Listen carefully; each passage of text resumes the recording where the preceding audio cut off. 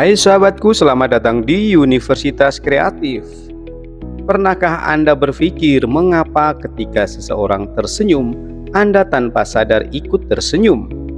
Fenomena ini begitu universal dan misterius, melibatkan sains, psikologi, dan bahkan evolusi manusia. Dalam edisi ini, kita akan mengungkap rahasia di balik senyum yang menular, dari aspek neurologis hingga dampak pada hubungan sosial. Mari kita eksplorasi mengapa senyum bisa menjadi bahasa universal yang menghubungkan kita semua. Sebelum dilanjutkan, jangan lupa untuk subscribe Universitas Kreatif. Kita mulai dari yang pertama. Apa yang terjadi di otak saat kita melihat senyuman? Ketika seseorang tersenyum kepada Anda, otak Anda langsung merespon melalui mirror neuron atau neuron cermin. Neuron ini bertanggung jawab untuk mereplikasi ekspresi orang lain. Saat kita melihat senyum, otak memicu aktivitas yang membuat kita merasa senang, sehingga kita terdorong untuk membalas senyum tersebut.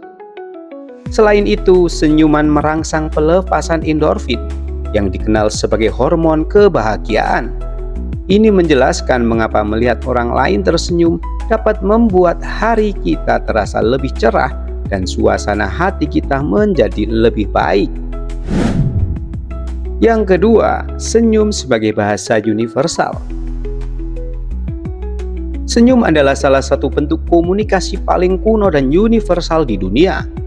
Penelitian menunjukkan bahwa senyum diakui di seluruh budaya, bahkan pada kelompok masyarakat yang terisolasi.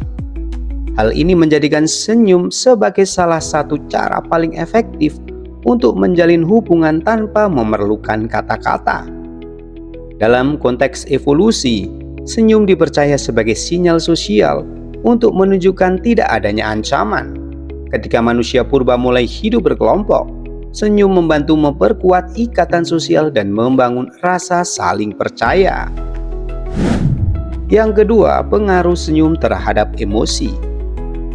Senyuman bukan hanya hasil dari kebahagiaan, tetapi juga pemicunya.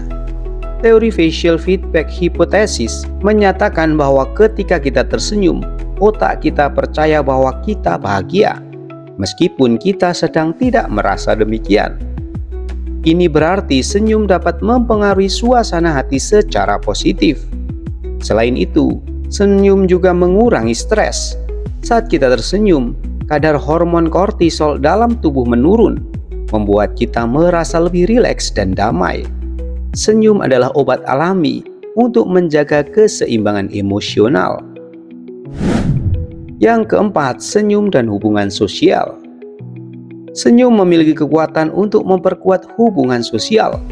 Orang yang tersenyum lebih cenderung dianggap ramah, mudah didekati, dan dapat dipercaya. Senyum juga memfasilitasi hubungan yang lebih hangat antara teman, keluarga, dan kolega.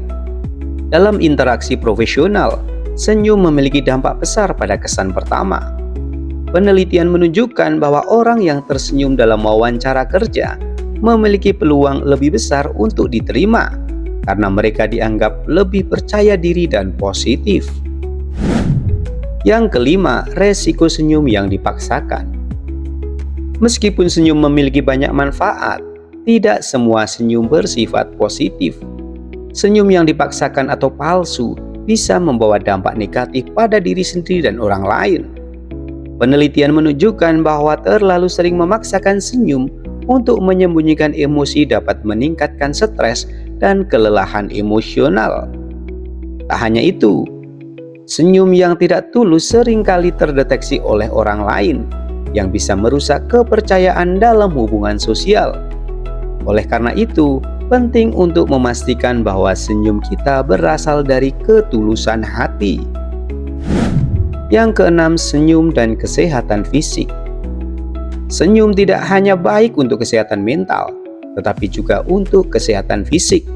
Ketika kita tersenyum, tekanan darah menurun, aliran darah meningkat, dan sistem kekebalan tubuh diperkuat. Ini membuat senyum menjadi salah satu cara paling sederhana untuk meningkatkan kesehatan secara keseluruhan. Senyum juga membantu memperpanjang umur. Penelitian jangka panjang menunjukkan bahwa orang yang sering tersenyum memiliki harapan hidup yang lebih panjang, karena mereka cenderung memiliki gaya hidup yang lebih positif dan lebih sedikit stres. Yang ketujuh, mengapa anak-anak lebih mudah menular senyumnya? Anak-anak dikenal sebagai pembawa senyum yang paling menular. Hal ini disebabkan oleh ketulusan mereka dan kurangnya hambatan sosial. Ketika anak-anak tersenyum, mereka melakukannya dengan spontanitas yang jarang ditemukan pada orang dewasa. Selain itu, otak manusia lebih responsif terhadap ekspresi anak-anak karena adanya naluri untuk melindungi dan merawat. Inilah mengapa senyum seorang anak cenderung memicu emosi positif yang kuat pada orang dewasa. Yang kedelapan, bagaimana kita bisa membuat senyum lebih menular? Untuk membuat senyum lebih menular, mulailah dengan ketulusan. Ketika Anda tersenyum dengan hati yang tulus, orang lain akan lebih mudah merespons secara positif. Lingkungan yang positif dan penuh apresiasi juga dapat memfasilitasi senyuman yang menular. Selain itu, praktekkan senyum secara konsisten, bahkan dalam situasi sulit. Dengan menciptakan kebiasaan ini, Anda tidak hanya meningkatkan suasana hati Anda sendiri, tetapi juga membawa kebahagiaan kepada orang-orang di sekitar Anda. Sahabatku semua, senyum adalah bahasa universal yang menghubungkan kita semua. Dari neurologi hingga hubungan sosial, senyum memiliki kekuatan yang luar biasa untuk menyebarkan kebahagiaan dan memperkuat ikatan manusia. Terima kasih telah menyaksikan Universitas Kreatif. Jangan lupa untuk like, subscribe, dan bagikan video ini agar lebih banyak orang memahami keajaiban di balik senyum yang menular.